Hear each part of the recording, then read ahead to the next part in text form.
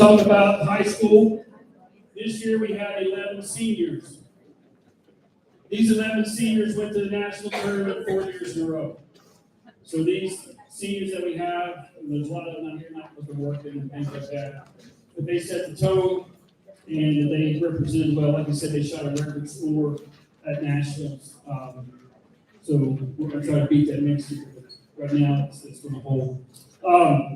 As I said, there were several that did well. Casey shot her personal best.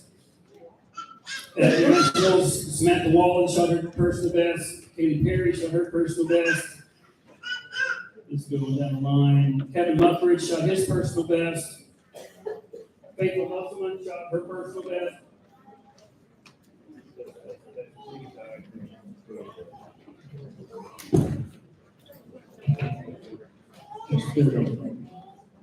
And I think that was it.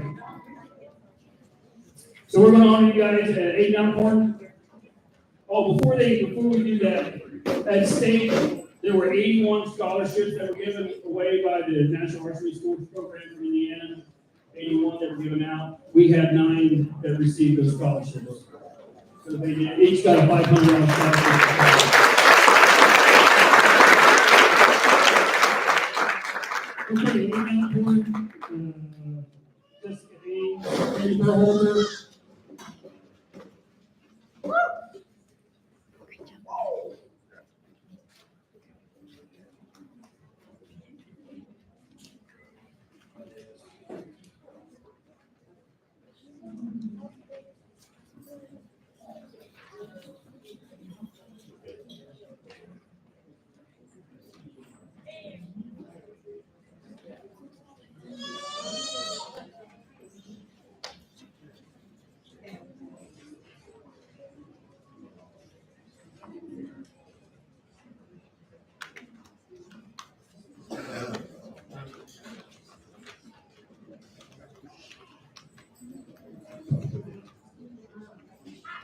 Okay, so we have Aiden Bailey, Cheyenne, Dakota Booker.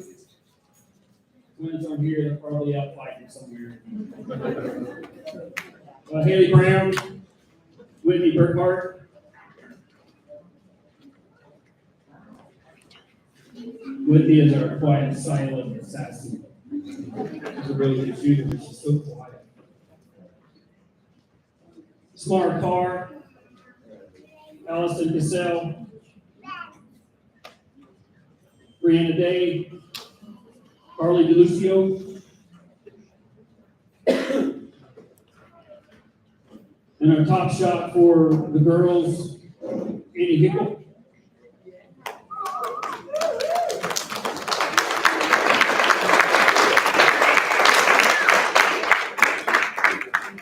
Dave Leddington, Kevin Muffridge, Faithful Musselman, Katie Perry, Charlie Roberts. Charlie's here. Charlie's been with us a long time. It's really been cool to watch him improve. Casey Chapman, Brianna Shaw, Leanne Wadsworth, Samantha Wallen, and Noah Willard. And Austin Rubens.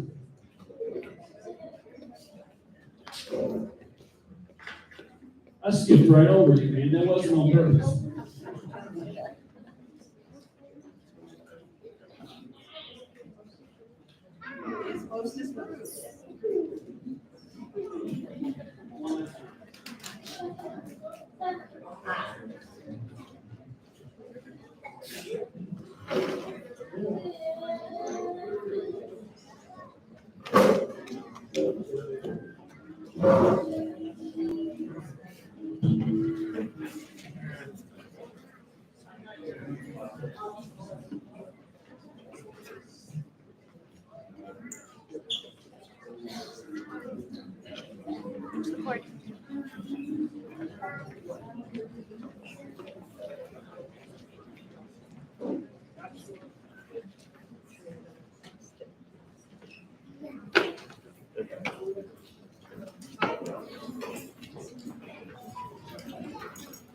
That cord on trip.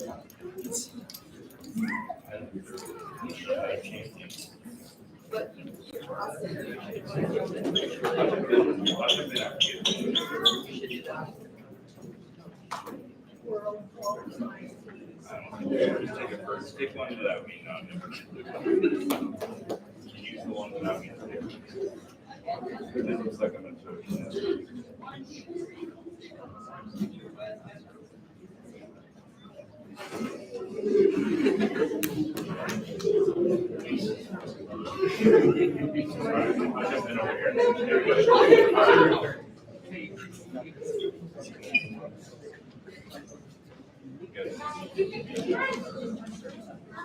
Congratulations, guys. Especially if you've seen your 4 years in a row that is not relevant, doesn't happen.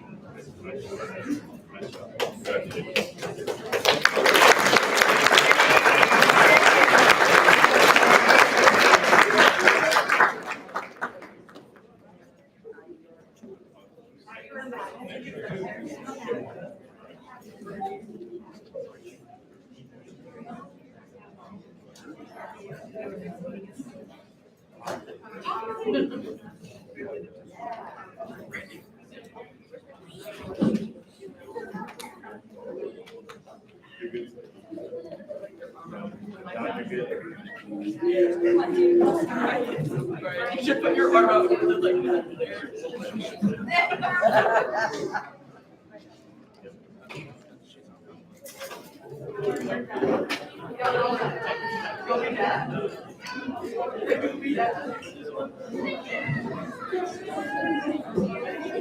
Now is the time. If you would like to leave, you may do so. If not, we invite you to stay and learn a little more about the civics. And not have a great summer. Stay safe. Enjoy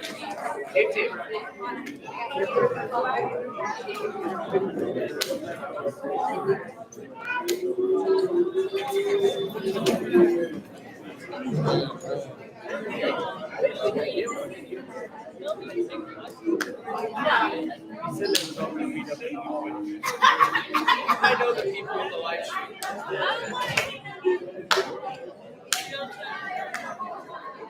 Yeah, I gotta go, Sadie.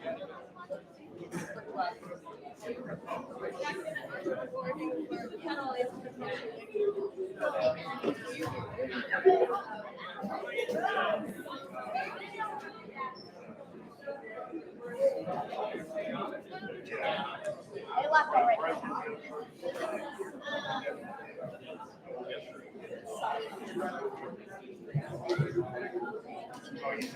All right, it is time for administrative reports. I will start. Since our last board meeting, I have worked collaboratively with other superintendents in the county and Seton High School and the Chamber of Commerce and Mr. Sigmund to hammer out the details. As the board may remember, you passed an MOU so that we could hire an employer engagement specialist to the chamber. That has moved from the MOU into a contract that will come before the board and new business. And that has been a couple meetings to get that hammered all the way out across 5 public schools and a private. And it has been a labor of love. We went up, Mrs. Vance, Mrs. Baker and I went up to Muncie to get a sense of what their employer engagement specialist did. We spent an afternoon with her to get a sense of duties and to help make sure we have a good mental image of what this role will be. So that was great. I had the chance at the Service Center to host the Indiana Association of Public School Superintendents District 6 meeting. We were given updates on the legislature, laws that were passed, and Steeple came and spoke to the entire district about the impacts that the new legislative slate will have on us. We will see some decreases, and I'll talk about that again. It also came up in study council, so we'll talk about that. I had the chance to attend the IU East Education Advisory Board. IU East continues to be a tremendous partner to us in terms of making sure that we have student teachers that come into the field, pre-service teachers, And they also will hire our staff on occasion to teach courses. So it's a great partnership between IU East and Northeastern, and I'm grateful to serve on that board and help them plan as they consider their curricula moving forward. Had the chance to attend our local study council, learned about the impact the state budget will have on our evaluation based on the estimates of CEQA. They believe that we will see our assessed valuation, which funds our debt service fund and operation fund, decrease by up to 30%, depending on how the law is interpreted and how it impacts our local tax base. So that'll be something we consider as we put our budget together in the coming years. Had a chance to attend the quarterly insurance trust meeting. Just a reminder to the board, we are part of an 11 entity insurance trust. What that does is buy us buying power in the market when we go to get our insurance, but also means there's an oversight governance board that I serve on to make sure that we are putting policy in place to make sure we have enough money reserve to fund our insurance trust. Mrs. Richmond attends those meetings with me, and boy, they are exciting, aren't they? It was a chance to get caught up. We will find out our estimated increase in premium in the fall ahead of bargaining, I hope. Had a chance to attend the National Civics Week. Mr. Bevins was the audience champion. I was the runner-up, but most importantly, and not to steal your thunder, Mr. Smith, but we did have a student place in the top 3, which I'm sure you'll address. And it was a great night. Thanks to the Chamber for the work that they do, and it's a great night for our middle schoolers.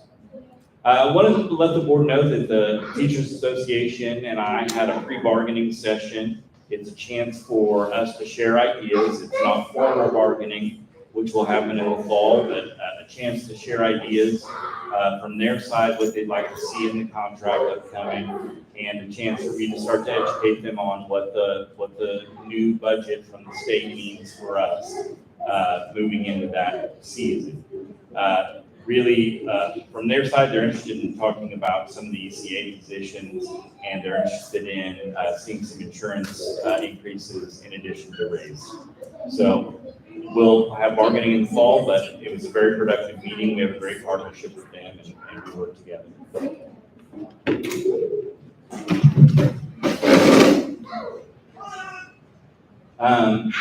Last but not least, had a chance to attend the 8th grade Washington, D.C. trip.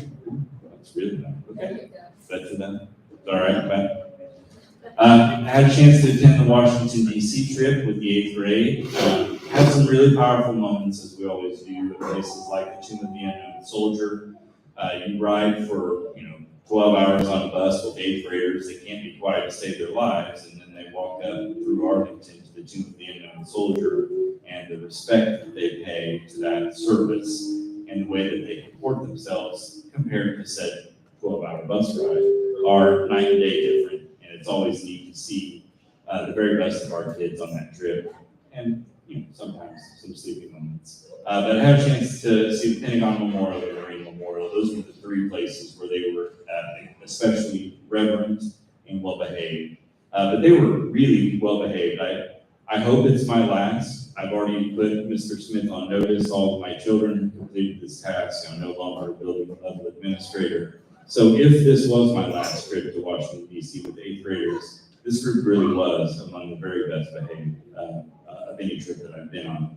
And so kudos to you and to them for their performance. So that's what I've been up to since the last meeting. Any questions for me? Okay, Mr. Markberg.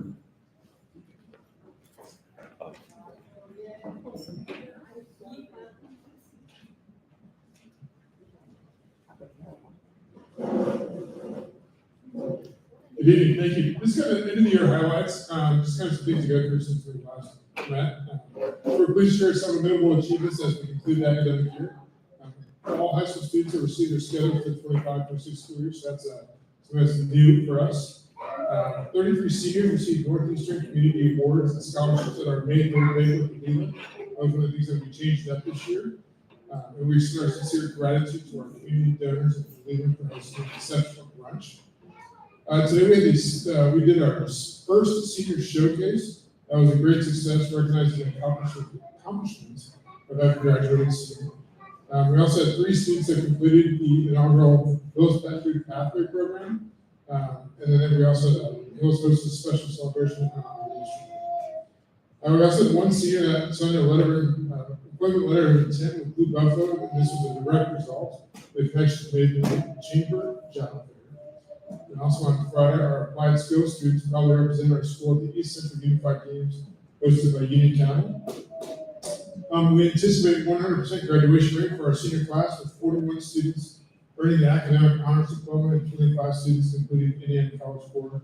That'll be finalized Wednesday when we get all the grades. The Ag Department also held their Ag Day on May 7th. That was a great success. And then the FFA end of the year banquet for grades 6 to 12 was outstanding with new officers elected and already planning initiatives for the upcoming school year. And then also we had 34 seniors who celebrated or participated in Chambers of Everyday Counts. That's for attendance throughout their senior year. We had 34 kids that were in that. And then we also won the Spirit Award for the 2nd year in a row. I think it was created because of us. So I would say 3rd year. We're immensely proud of our students' accomplishments and grateful for our community partners and also for our staff and all the work that they've done. Any questions? How many seniors are graduating? We have 99, or actually 29. Right. 99.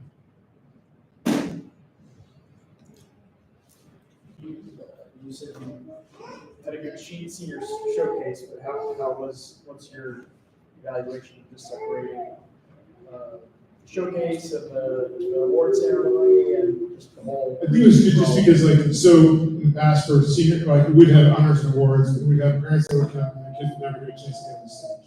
So it made it, so we got to recognize every kid would go through that. And I think it kind of really exemplified the things that they had their accomplishments that they did as seniors, and the ones that applied for scholarships, instead of having all the kids sit through it that are not going to get anything out of that or didn't apply. So I think it kind of focused in on what we're going to try and capture. So. And I would say it was the event at the Leland was really nice because it gave a chance for donors to interact with the team and really for them to have a chance to give some feedback on the way in, on the way out, because it was smaller. It wasn't everything. It was just that piece of it. So they kind of got bigger. They got more shrift, for lack of a better term. I thought it was beautiful. All 3 pieces were really well executed. I don't know if you've heard any feedback from the senior parents or anything in terms of. I heard some good feedback today. Just said that all the kids got recognized, which was nice. That's different than what we used to.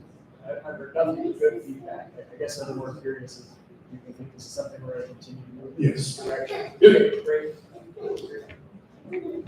All right. Thanks. Thanks.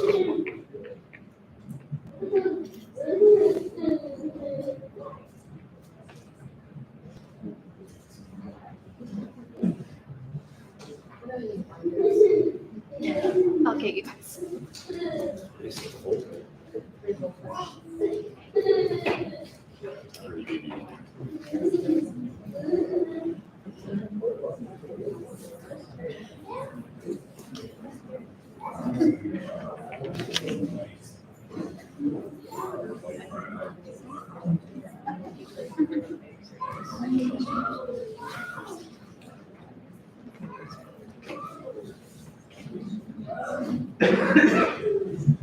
So I just distributed the most recent edition of our middle school newspaper. It's called The Middle of the Nights, and it's our last one for this week.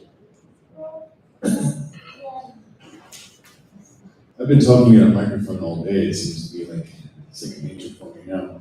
A big thank you to the Wayne County Chamber for a successful reality store. We brought our 6th graders over to the First Bank Expo Hall, where students got to learn a lot about topics such as housing, transportation, food, insurance, social lifestyle, emergency savings, and a few other things. The 6th graders also participated in a field trip to 40 Bowl and to the park. The 7th graders took a field trip to Winchester and saw a movie, and they went roller skating. And the 8th graders went to Washington, D.C. last week and came home exhausted. I think some of the chaperones did too, apparently. Today, we held the 6th, 7th, and 8th grade awards programs in the middle school gym. And I think that went off without a hitch. We had a really good turnout for all 3 of those. And at the end of the day, or at the end of each program, the parents had the option of taking their kids. And most of them went home. So it was kind of weird to have a fairly empty school for most of the afternoon. Yesterday, we had an abbreviated form of field day because of the rain. But I wanted to just give a special thank you to the cafeteria staff for their work and their patience and their flexibility, especially in the last week when we had to change the schedule several times, and they packed some sack lunches, and they just did a great job. And I also want to say, for the last few days of school are very exhausting for the staff. And our middle school staff came in every single day ready to bring their very best for our students. And I just want to give them a big shout out for being there for the kids and doing a great job. And I also want to give a thank you to Mark Hinkey for all the help that he provides in assisting with schedules, planning, and problem solving, working with students who need a little extra redirection there at the end. He's kind of a person that sits behind the scenes and doesn't sometimes get a lot of recognition, so I want to make sure.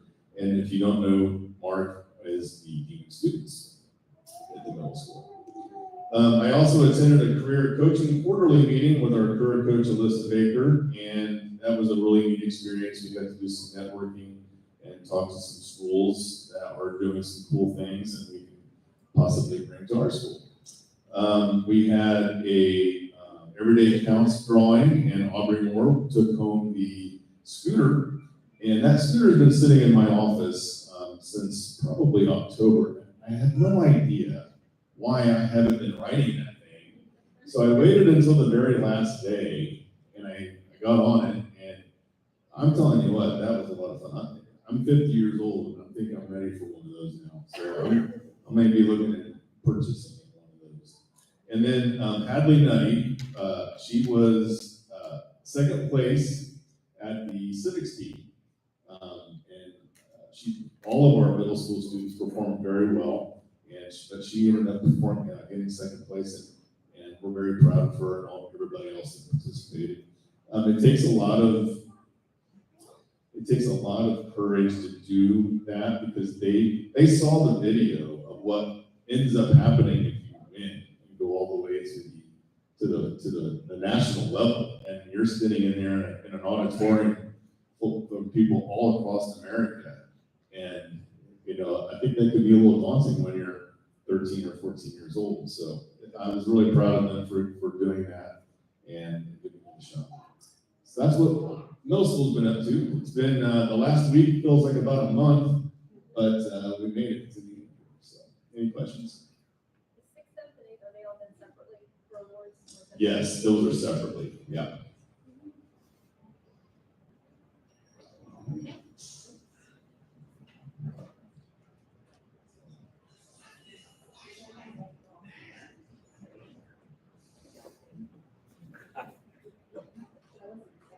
Okay, so for the elementary, we'll start with, we've had a very busy week and a half or so with field trips and programs and graduations and all types of things. We had the art show and our spring program for 4th and 5th graders, which was fun thought, and the kids loved it. Mr. Day did a great job of featuring soloists and readers for this program, and they killed it. It was amazing.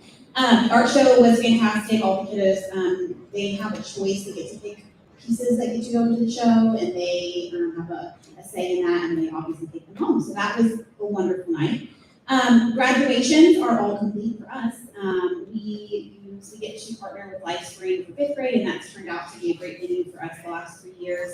And then we had our kindergarten. We almost outgrown our space in there for the kindergarten one, but we're still going to make it happen.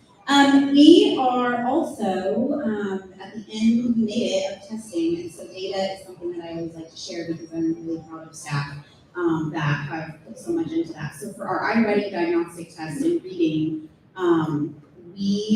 when I presented way back and talked about that quadrant, and that you want to be in the right corner where it's high growth and high performance. The last time we talked, we had everybody close, but as of right now, every single grade in the entire school is in high performance, high growth, which is amazing. We also then for IB, those specific scores and numbers are still embargoed, so we can't release the actual numbers, but we do not need summer school.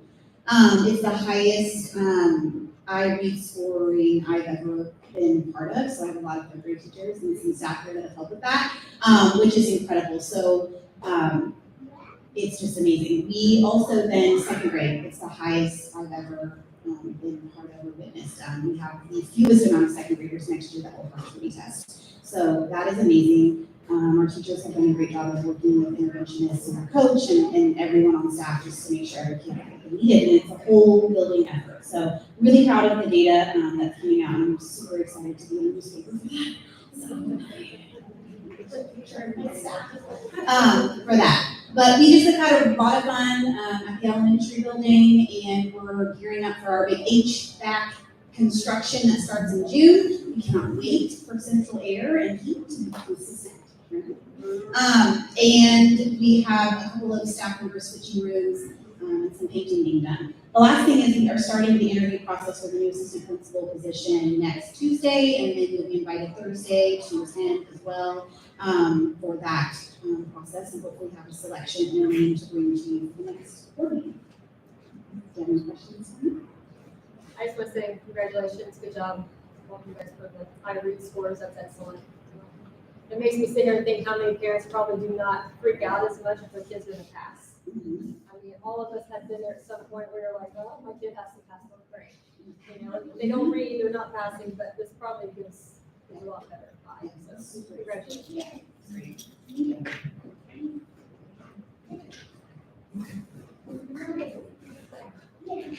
All right, for the preschool, today is my second full day back, and it was also field day, so that was probably not the greatest plan that I had, but I want to give a big thank you to Ms. Shannon Hardy. She took over the preschool and did a fabulous job while I was out. Also, while I was out, we had our past equality visit, and they once again scored 100%. So it is just amazing the work that they've done in the staff. Field trips, they went on several this spring. The Indy Steam Museum was a new one, and then obviously the Women's Children's Museum is always a big hit. We had preschool graduation in the high school gym this year, and it was pretty full, which is exciting. But our thought behind that is they graduate in the same gym as their senior year. So they had gowns and caps, and it was adorable. And so I think that's going to be something we probably continue for sure. So, and then enrollment has started, and once again, we have a wait list. And so we will kind of plan this summer and see what our numbers look like. It's exciting to be full, for sure. So, that's all for us.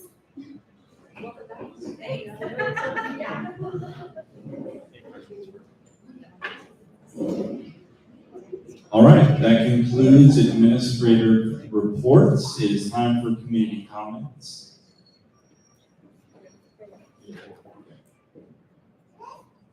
We have 3 members of the community that are here to speak, and we will begin with Casey Howell. And Casey, the rules are as follows. Individuals are given 3 minutes to speak. A maximum of 5 individuals may address the board regarding the same topic issue concern. Individuals are asked to avoid repetition and shall not be permitted to use names of individual employees or students. Okay. There's a microphone.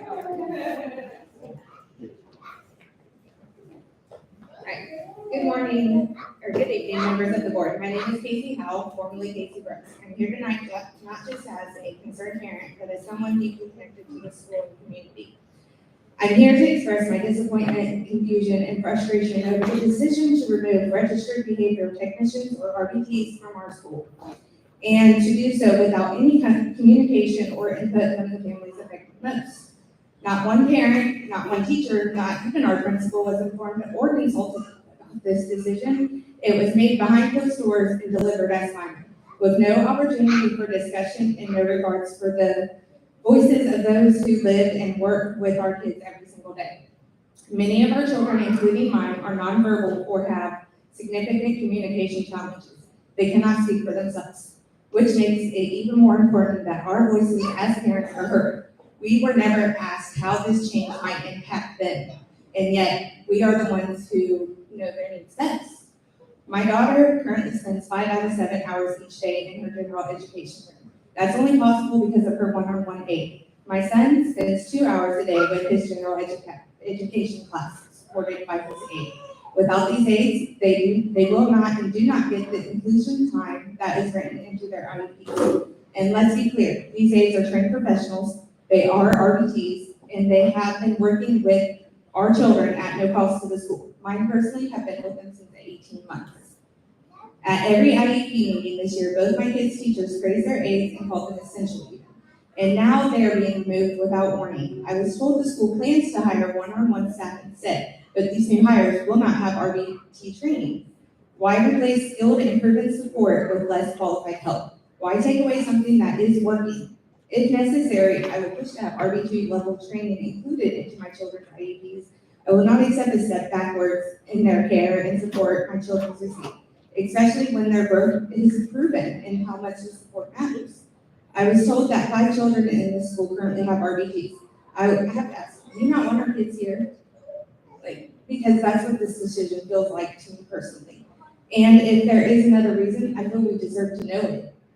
This school means everything to me. I grew up here. I live in Fountain City. Everyone in this town literally knows my father and how much he's done for this school whenever he's been asked. I don't want to pull my kids from the school, but I will not let a behind closed door decision limit their future. My oldest son did not speak until he was halfway through 1st grade. He just finished 8th grade, never spent a day in a life skills classroom. He tested in the 96th percentile in our school and the 87th percentile in this entire state on his IQ scores. My daughter is learning to read without pictures. My son is smart and capable. He just communicates differently.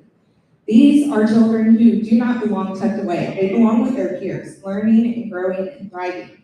They model what they see. They need the right support to continue doing that. Every child with autism has potential. Early intervention is key. Consistent trained support is key. These kids are making real progress, and this decision just sends a message that their progress doesn't matter. I want to say I love his life skills teacher, and I know she cares deeply about our children, but I cannot support a move that takes away the resources that are helping them succeed. If there was a concern about specific RBTs, then set expectations, create guidelines, fix the problem. Don't eliminate a system that has been working. I know the decision said that the letter said the decision was final, but I ask you truly to reconsider. Our children deserve better than to be quietly left behind by the very system that should be fighting for them. Thank you for your time and listening to a parent who's simply trying to do what's best for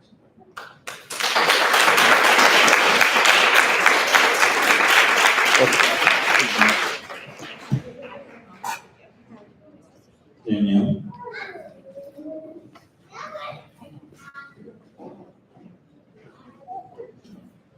Hello, I am Danielle Robinson, the parent of 2 children who attend elementary. They are both considered mostly nonverbal and on the autism spectrum. And like many kids with special needs, they face challenges most of us cannot begin to understand. But thanks to ABA therapists who have been allowed in their classrooms, we've seen progress. We've seen our children begin to communicate more, engage, and feel safe in a space that once overwhelmed them. That kind of growth doesn't happen by accident. It happens through support, consistency, and well-trained professionals who know how to meet them where they are. As a parent of children with individualized education programs, I attest that in-school ABA support has been vital, not supplemental, to ensuring their access to a free, appropriate public education, as required by the Individuals with Disabilities Education Act. Before ABA therapists were consistently working with my children in school, their IEPs were not being followed, and they were not receiving accommodations and support necessary for meaningful education progress. The letter states that these services are supplemental to a free and appropriate public education. This is concerning. In our case, ABA-based therapy is not a luxury, it is essential. Without these services, my children's IEPs are at risk of inadequately being implemented, and their academic and behavioral progress may regress. It is important to note that denial of necessary support services that may help implement the IEP may constitute a violation of free, appropriate public education. I respectfully request that the board reconsider this policy change. I urge you to engage in collaborative capacity with families and outside providers to find a solution that keeps the best interests of these students. Thank you.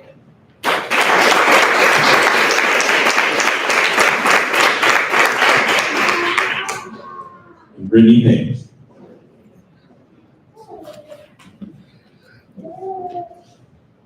Thank you. I did not write anything up because we just got this letter yesterday and so I didn't have time with work and everything. I was mainly just coming here to follow what they said, that I am very deeply just frustrated with the letter that was sent out, and that I don't think my kid could get a genuine education without having her RBT there with her. I just would really like for you guys to come up with a different solution, maybe give us some kind of plan instead of just telling us that it's not possible, that we can't have a therapist there. Maybe give us reasons or just a plan of action at all, instead of just saying it's up to us to figure it out.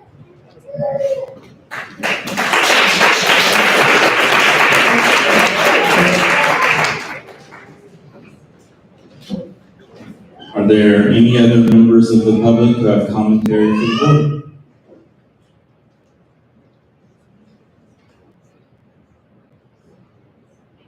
I have a lot more I could say, it's just a 3-minute limit, so I limited myself. Yeah. I mean, you see how our kids are. You see that whole thing, like, I'm here. I believe that's the end of community comments. This is not the forum for discussion. We're going to continue with our business. Can we ask though, for them, just as a question, where is the appropriate forum for that discussion? Some of them have reached out to me, and with the end of school, I haven't had a chance to call them back, but I intend to call them in the coming weeks. They had questions, so I just want to make sure we follow up on that. Thanks, Ms. All right, we are ready for the consent agenda items. In your consent agenda are the approval and signing of the April 16th, 2025 regular board meeting minutes, the claims since the last meeting till now, transfer tuition applications. There is an 8th grader and a kindergartner. Fundraisers. Band and choir have butter braid and cookie dough with first class fundraisers in February, Century Resources in August, and Weeks Pies in October. Girls basketball will have their annual outdoor 3-on-3 basketball tournament July 26th. The marching band will fill the Clef fundraiser June 6th through 11th. Girls tennis will have May 20th dine to donate at Chipotle. Music Boosters have a band cookout and State Fair preview night July 27th. Abbott Candy Bars June 2nd through August 1st. Frickers dine to donate June 2nd to August 1st. And the car show in the high school parking lot June 27th. And Junk in the Trunk sell from their trunk June 2nd to October 31st. Marching band also has a dine to donate IHOP beginning in the beginning of June, and one at Culver's in June, and one at Buffalo Wild Wings in June. So no need to cook in June. The band program has band camp for incoming sixth graders, June 9th through the 30th, and that's not an all-day affair. It's part of the day, yeah. Life Skills would like to continue selling pop for adults and teachers in the middle high school next school year from the beginning of the school year to May. One of the best staff retention pieces we do. The NES, NELC PTO will have their annual back to school celebration September 6th. No donation, oh no, that's not true. Their Apex Ag donated $500 for the archery fund in memory of Althea Cook, and $500 sponsorship check from Wayne Bank for the 2025 Senior Scholarship Awards Banquet, which was held at the Leland in early May. Field trips, the Early Learning Center took the bus over to Ag Day. 6th grade went to Glenmiller Park in Richmond 40 Bowl. 7th grade went to the Town Square Cinema, Goodrich Park, and the Starlight Skating Rink. The NMS academic team went to regional competition and also won at the regional. The NMS academic teams were very successful there. Yearbook class went to Winchester to take photos of the welding class and went to the Richmond Area Career Center to take photos of automotive metal programs there. Out of state overnight field trips, the FFA would like to attend the state FFA competition at Purdue University June 17th to 19th. This is an overnight field trip. Under personnel, continue to employ Ms. Price as the NMS choir sponsor. J.D. Sickles would be the new varsity cheer coach upon approval. Jennifer Kelly will be moving from high school English teacher to middle school English teacher. We have a new custodian, new sub-bus driver, and a new part-time custodian. And resignations, Ms. Schofield has resigned her spot as the mentor of the middle high. Jillian Archer is voluntarily resigning as our English teacher. She is from the Chicagoland area and she's looking to move back. Carrie Mitchell, who's been with us for a long time, is resigning. She has pending nuptials and intends to relocate too far away to drive. And I believe she considered it, and unfortunately the distance is prohibitive. And distance also is prohibitive for our wonderful kindergarten teacher, Tori Gove. She lives about an hour away. She has commuted to us for 2 years, and she's moving from an hour commute to a 12-minute commute. And she's going to work for a friend of mine who will take good care of her. So we're sorry to see her go, but she is going to a great place and will do great work with their kindergartners. And that is everything under the consent agenda. Any questions about any items in the consent agenda? Motion to approve. Motion made by Mr. Van Dyne to approve the consent items, seconded by Ms. Smith. All in favor? Aye. 3-0. The first of many contracts before the board this evening is the food service contract for 2025. Ms. Hyrie brings this together. We work with Food to School, which is an approved bidding site for us so that we are compliant with state and federal law in terms of our food purchasing. She would ask the board to approve her Food to School contract that essentially says they will be our wholesaler and we'll buy our food through them, and they will take it out to bid and make sure we have a competitive price. So, any questions about our food services contract? Did you say, is that who you use now? That's who we use now. Or do I have it? No, she does comparison shop every year. Our service center has a contract. Gordon Food Services also has a contract. She considers each of those every year. And because of our location, Gordon Foods is tough because they ship out of Indianapolis instead of out of Dayton because of where we are. And that became problematic. We had some food shipping issues. And She's not ready to leave food and service because they've done a really good job for her.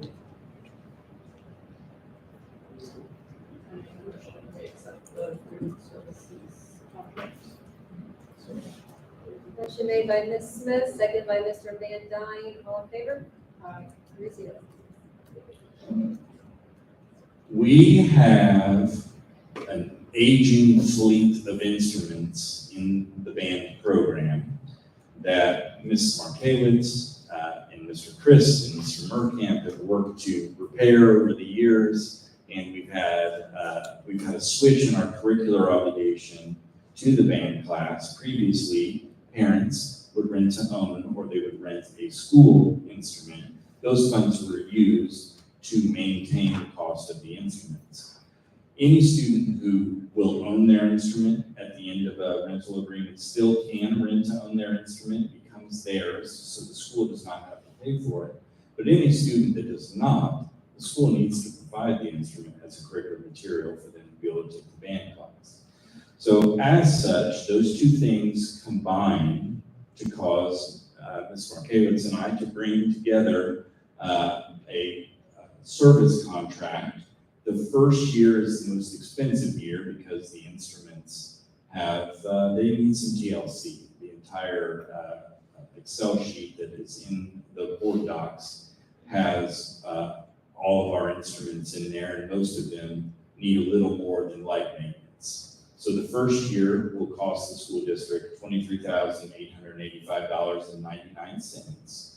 But once we get through this first year, we are also signing a subsequent 2-year contract for maintenance only on the instruments that should be in great working order by the time they're done with it, for an annual cost of $13,175 in year 2 and year 3. It is Pages Music out of Indianapolis.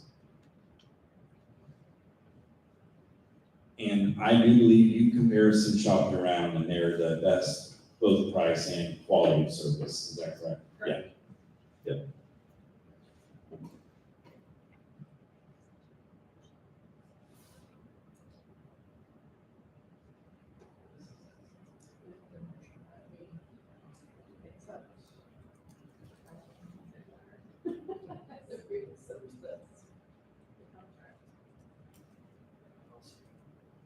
Motion made by Ms. Smith to approve the instrument repair and maintenance contract, seconded by Mr. Van Dyne, all in favor? 3-0. All right. As the board may remember, we have a relationship with Cartwheel as our online telehealth mental health services provider. This year we had 15 seats, and we went through all 15 referrals this year, and we were able to cycle back around and refer additional students. They changed their minimum number of students from 15 to 25. So the smallest contract they will extend is now 25 referrals. And so I would ask the board to adopt a second year of Cartwheel for 25 seats for $15,000. We have used all of our seats this year, and we did not start until November, and we did not fully understand the efficacy of the relationship until probably February, March. And we still managed to use all those seats. So I don't believe we'll have any referral issues over the course of the year. And this pilot year has proven that there is a need based on our geography that in order to get help with certain mental health pieces, a referral to a telehealth a partner is appropriate and helps students.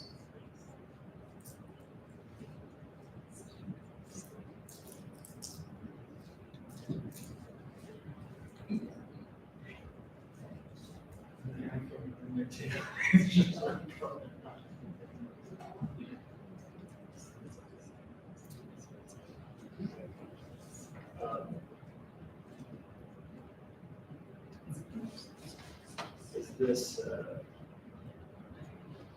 you say you've had this for how long? This school year.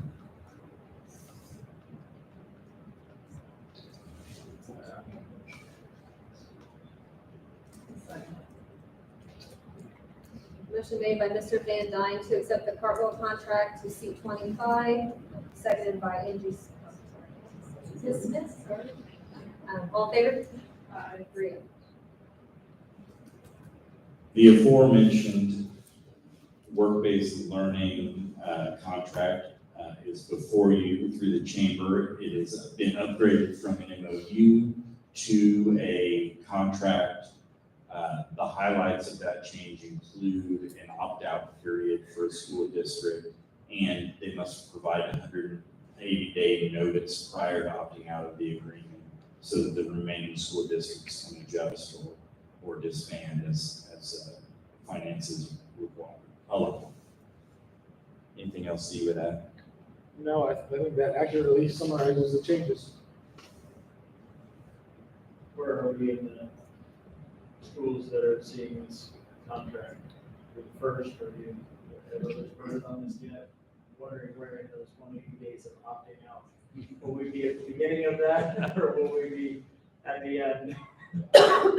All of the schools, I believe, will have voted and approved the contract this month. So 2 or 3 maybe this month. I think it may be 3 now. Yeah. I know RCS has already approved it, and I believe Centerville has already approved it. Yeah. So. Motion to approve the contract. Motion made by Mr. Van Dyne to approve the work-based learning contract, seconded by Ms. Smith. All in favor? Aye. 3-0. 5-Star Pivot is our evaluation tool that we track teacher and administrator evaluations through. And this is our renewal. It comes to 28.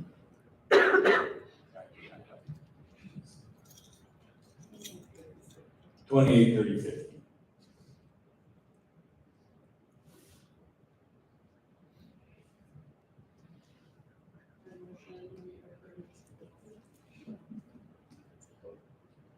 So happy with it? I don't think, I will tell you, I've had 3 different versions of these. None of them are perfect. This is the one that the teachers have been trained on, the administrators have been trained on. We started the process of going through the evaluation a couple of years ago, and it really wasn't great timing. It's something that eventually we will work through with the teacher association and you guys to make sure we find ourselves with a tool that accurately evaluates the work we're doing. It is starting to get a little stale. We've had it since 2012, but that work hasn't been completed. I would say when that work is completed, we would simultaneously look at what tool, what instrument do we use to track that data over time. And since we're not there yet, I would say status quo makes the most sense. But to ask if we like it, I don't know that they like it. I don't know that we love it, but it works and we know how to use it. And it's the competitors are generally a little pricey.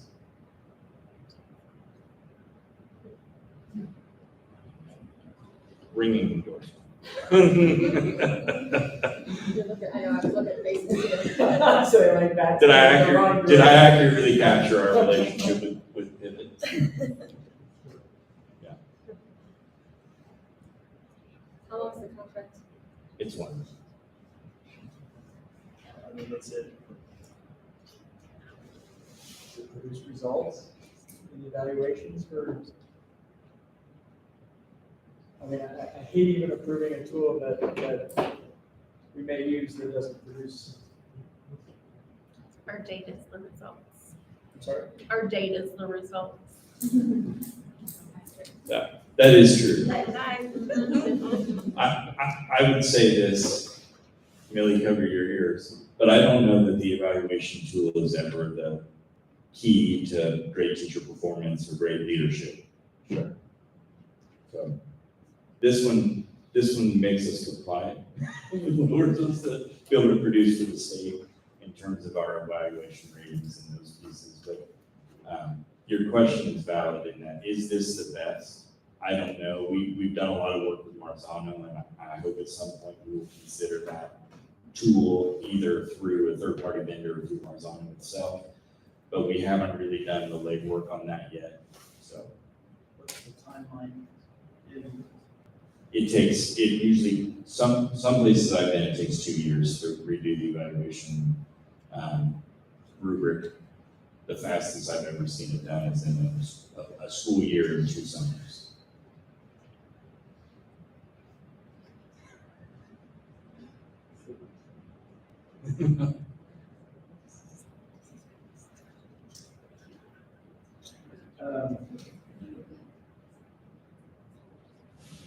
And we have to comply with the state with something, right? Whether regardless of this one or another one, it has to be. Yes. We do, but when does this contract start? School year? Yeah. Date of signing. I think our anniversary date is in June. Most of our contracts run. That says June 1. Yeah. This is this before it expires, or expires. They will give us another quote. We're still under contract. I'd like to just make a motion to table this one, just until we have our other 2 board members here, so we can just have some discussion, because I don't understand what else might be out, and I trust that you guys have done that. I don't doubt that you're bringing something of value, whatever that value actually may be to us. I just have a really hard time saying yes to spend any amount of money on something that we're just not really satisfied with, that we're just getting by without really knowing what the plan is to what the end goal is. If I knew that we had 2 summers in 1 school year plan, and that first summer started today, then I'd say, okay, so if this is that Band-Aid that gets us to the end goal, great.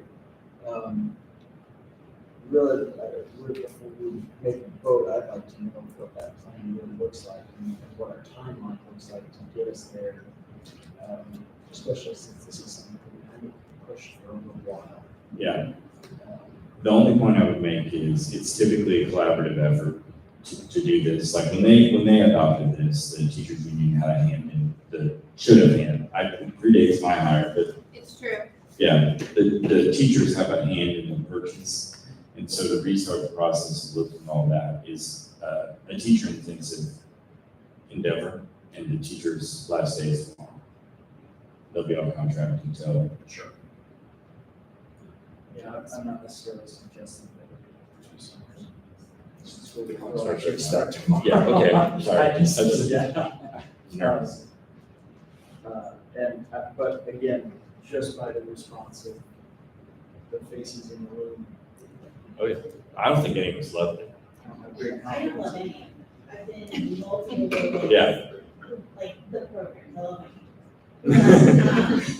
This one does, the more work we do with Marzano, for me, the more I was able to see Marzano working words in the rubric to have conversations during PLCs and things like that.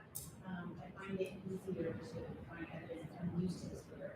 It's taken me 3 years. So now I know that it takes me about 3 years of evaluating on the rubric to really be able to go in my classroom and already have something in mind. Two things happen when you change the rubric. One, and you guys can tell me if you agree with this or not, but it creates a first-year panic in the teachers because love it, hate it, tolerate it, whatever the emotion for it's known. It's consistently known. It's what we use. And so that's, from the teacher side, there's always some trepidation about how is this going to be used this first year. And then, as Tierney said, it takes years to really know the rubric.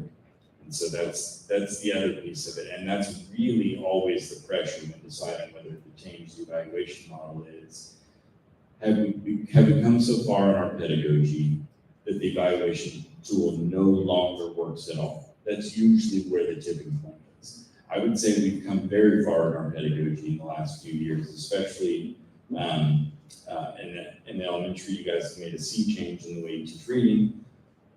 But what I've not heard out of the administrators yet is this doesn't really work for us anymore. And I haven't heard it from the teachers yet either.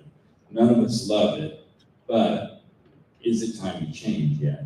We really haven't had a strong catalyst for that either, and we've seen growth. So the implementation dip is always something that makes me a little nervous about this kind of change.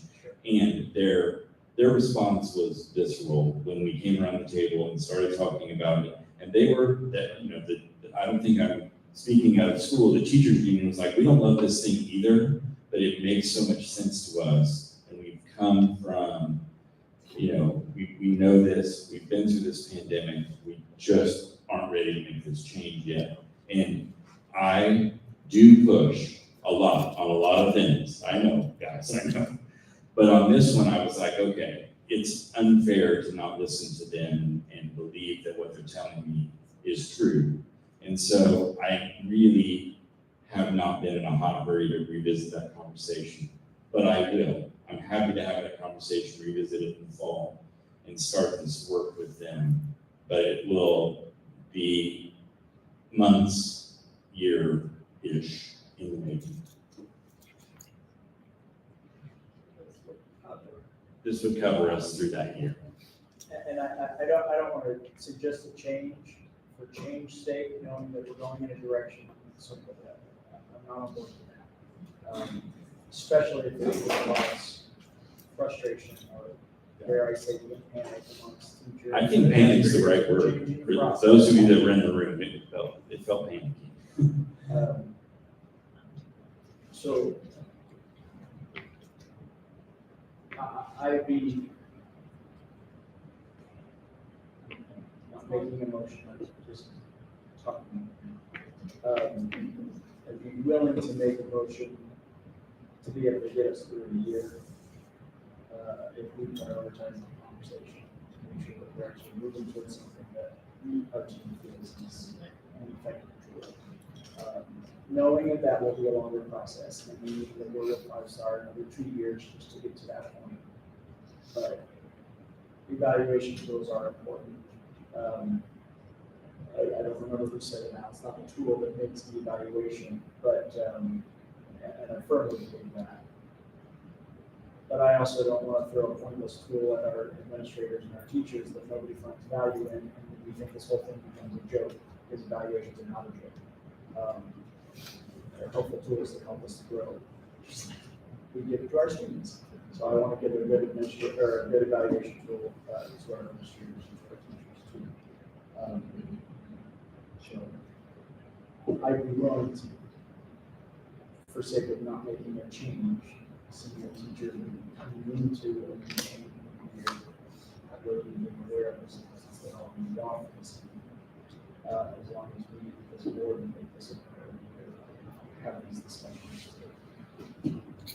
Oh, probably can, but I'll bring it back.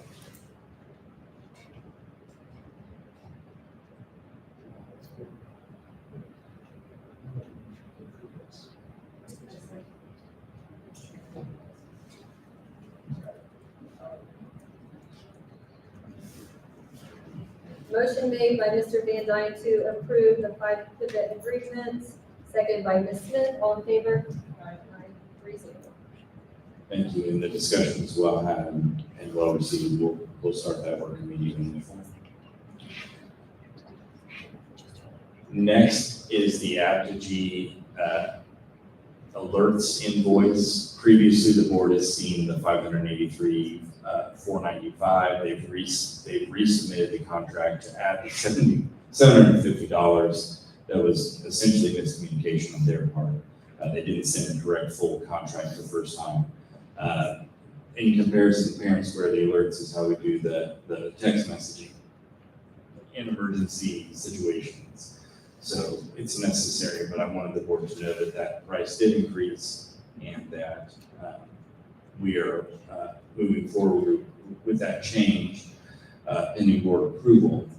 An update on that change, we have, as of last count, we have approximately 65% of our families that have already made the transfer from Parent Square into Apogee rooms. And we will continue to push over the summer, and we'll do a heavy push targeted just at those that haven't finished up their demographics as we get closer to school. Our goal always has been to get to 100% in every platform that we use, all the way back to School Messenger.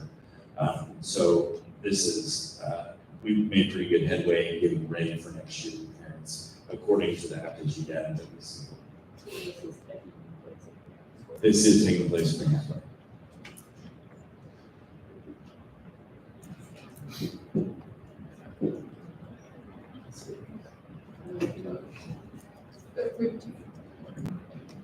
Next,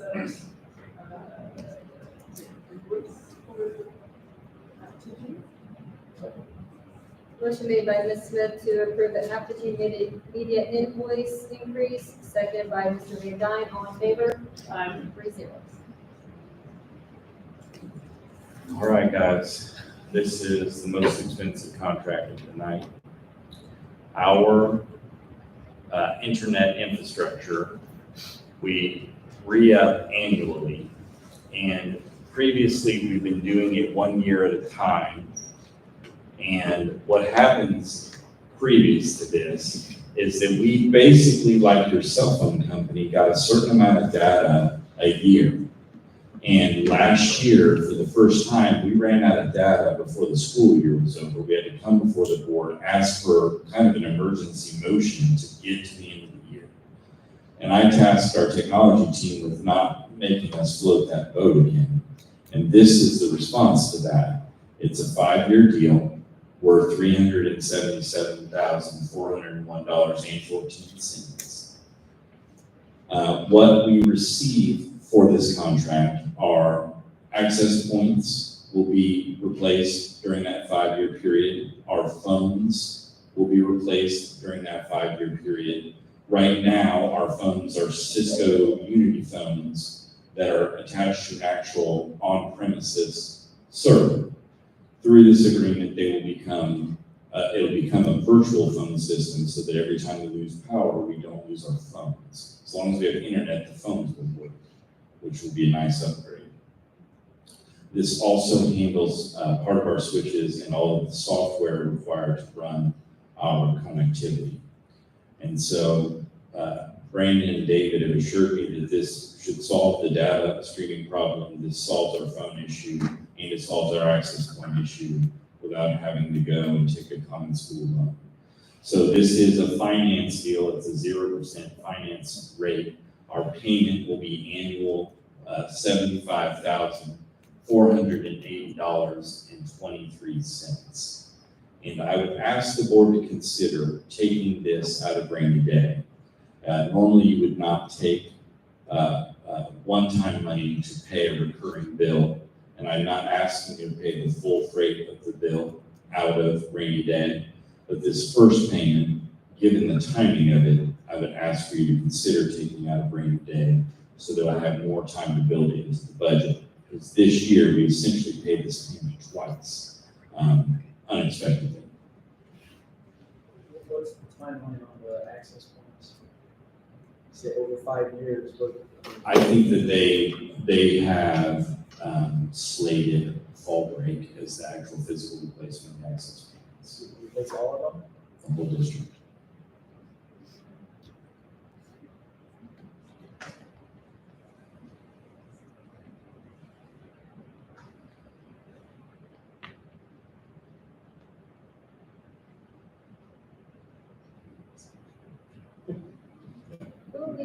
Who are we using now? It's the same, so it's a different vendor, but it's the same back end. It's all Cisco. Meraki is a Cisco subsidiary that is the manufacturer of our access points. Each access point requires a license. Those licenses are included in here. And it takes care of our phones. So again, over fall break or Christmas break next year, they will come through and replace phones. And as phones fail, they'll spin up the new phones. Because it is a nickel and dime situation, I haven't had to bring the contract to the board. We have replaced, since I've been superintendent, of the approximately 200 phones that we have in the district, we've probably replaced 25 to 30 of them over the course of the last few years because they're starting to fail. They're older. So this solves that problem as well. And we have a little bit of a reliability issue because the server is a physical server. So we hope that this fixes that as well. Phones would be replaced with fall break also.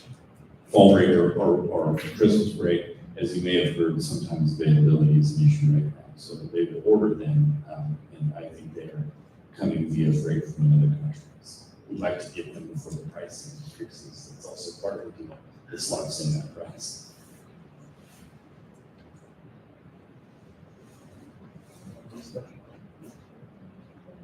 I make a motion to approve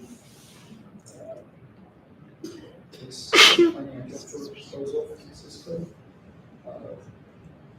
The first year we paid out.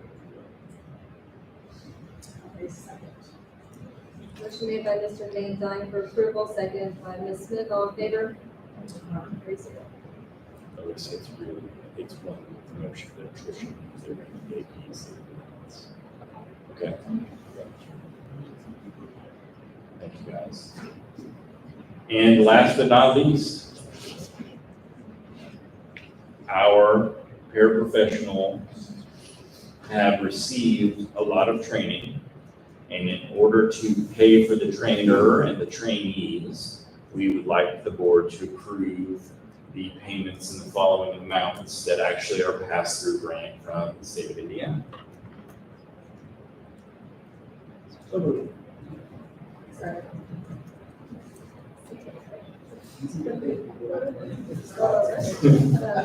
Mr. Van Dyne, motion to approve paraprofessional grant stipends, seconded by Ms. Smith, all in favor? 3-0. That concludes new business. Board comments, I'll go first. Speaking of the senior showcase, I thought it was very nice. What I've heard so far, feedback I've heard and seen, everybody really appreciates seeing something positive about their student, especially on the very last day of school. So I thought it was really nice to have a different piece to it. So that was really good. Archery team's already gone, but kudos to them. What a great season. It cannot be an easy crowd. 2 different buildings. I just can't even imagine. So kudos to them. And have a great summer.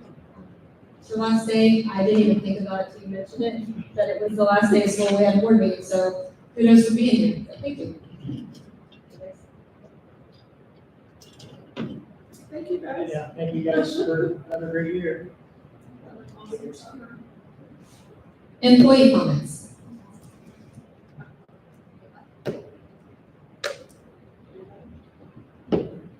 I will note that my pivot evaluation was finalized today, and I immediately looked at it because it is still important to me, and I feel like it's valuable. So, I mean, during the discussion, as someone who was a part of the conversation in 2012 to make it, I still feel like what it references and the expectations and obligations of our job, it still is valuable to us. And I would definitely recommend a conversation, long-term conversation with the union in terms of a change. Because I panic is a strong word, however, definite concern, especially amidst ever-changing things. If I felt like it wasn't valuable, I wouldn't say anything, but I think probably the looks that are given regarding pivot is more about the fact that the evaluation holds such power, but we know every day that we make a difference in the ways that we act with our students and the expectations that we have for ourselves. But that puts it on paper, and sometimes that can be like, ugh, but I looked pretty quickly because I wanted to see it myself. So it still holds value to me and the educators who were a part of making it. Any other employee comments? Where can I find more information about the Cartwheel contract? It's under public in the board document. The whole contract's there. Okay, so I'll be able to, because I didn't know anything about that, so I think that's interesting. So really, the administrative team and Katie have been able to refer students. So if they have cases come into the office, they're able to refer them out. And I think I think the middle school and the high school have, did you guys send it on to your teachers? Just counselors? Yeah. Yeah. But And like, we want to know what kind of a difference it's making because you're paying money for it. So if it's making a positive difference for our students, I know there's a lot of students that need it, but is it being used and is it impacting the families and the students? yes, that's a fair question. I'll answer it because I know. That contract was a pilot, so they gave to a discount. Unlike our other mental health service providers, we get no feedback. We refer kids to them. They get treatment, they don't get treatment, we don't know. And they don't give us any clinical feedback that shows that a child is making improvement on any of the metrics that they did during their intake. The thing that Cartwheel does is when they do their intake, they set a baseline and they show what progress a child is making through their therapy. And the other thing that I think is valuable is they will dismiss a child once they have reached a certain achievement in their clinical goals that they set. And to my knowledge, that doesn't happen very quickly anywhere else. So they really are there for two reasons. In some cases, it's the only way that they can get an appointment. But it also can be a bridge measure because when we refer to the other mental health partners, sometimes it's a month, sometimes it's 2 months, sometimes it's 3 months before they can get an appointment. With Cartwheel, they will see a professional within a week as long as the parent follows through with the intake and doesn't limit the schedule. Now, if you say I can only meet at 7 o'clock on Tuesdays, that will spread it out. But if you say I need to have an appointment for my kid, they will get you an appointment within a week. So we have more data and more information from Cartwheel than we do from any of the other providers that we have. So it's a valid question. It's one of those things, it looks like we're paying for nothing, but we're actually seeing results in those kids. We see an uptick in their demeanor at school, their behaviors, those sorts of things. We also have empirical clinical data that shows that they've made gains as well. So it's a great question. It's important to know. And it's confidential, Right. so I can't pop it up at a board meeting. Right. Yeah, Show yeah, that but Susie Q I was just had, here. I had just no wanna make sure idea that it was it's even a thing. I think it's Yeah. wonderful. Is it Yeah. in person or virtual? It's live virtual, so it's telehealth. It's like First Stop Health. I think so, for the elementary, it's become one of our favorite roles at this point, because the company is so good at working with parents. They have a lot of parent resources. They can also do, like, in the moment, in the day, a risk assessment, if we need them to, we learn that. Their customer service is excellent. I get emails every time a student has completed something. A lot of it's confidential, I don't know what was said or whatnot. But they do work around the parent schedules really well. The only feedback, and that's the other thing, is they ask us for feedback, and I have not been asked for any type of feedback from the other partnerships we have. So we will evaluate them, and the only feedback we had is while we love the resources and the flexibility in the schedule, we have kiddos who will log in to do it at school. And for some, I understand on occasion, but we would prefer that Cartwheel not recommend that as the first, because we feel like some of the clients need to get home with parents, so parents can participate. And Cartwheel they'll determine whether or not, like age appropriateness, right? So if Rebecca makes a referral, that's not just for the child, that's a family referral. They'll do family care, and they'll do it virtually with that family. And So it's very cost efficient, like for families. That was a huge piece of it for us, is that we had a family that needed to set up the services, and our first go, it was gonna be out, like, too much out of pocket, so we went back to Cartwheel and they came back with another, and it just really worked with us the whole way. I've never been part of that with the other resources that we use. So it is, I will fill those 25 seats. it's been incredibly efficacious, but it's not one of those things we talk about a lot because most of it's confidential. Right. Yeah. It's a great question, though. Thank you for asking. Any other employee comments? I would like to thank the board for the conclusion of my 5th year as superintendent. It's gone fast. I didn't feel go this fast. So thank you for your support and thanks for another great school. Who wants the motion?